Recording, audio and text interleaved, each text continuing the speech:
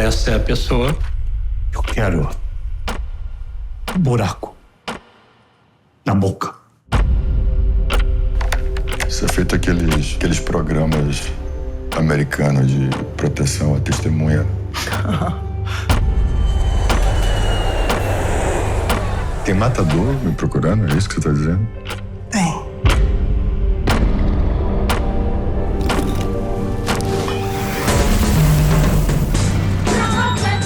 Você acha que você devia estar aqui mesmo? Eu vou levar meu filho.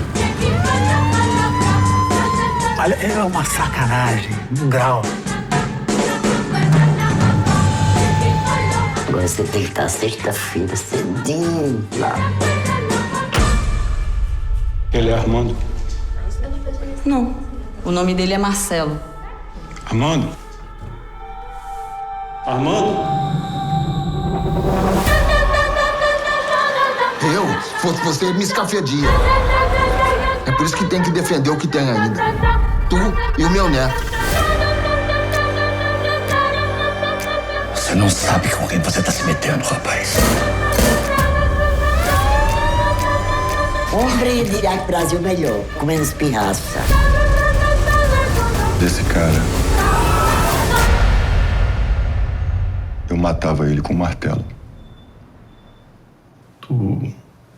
Tu anda armado? Não, mas eu sei usar um martelo.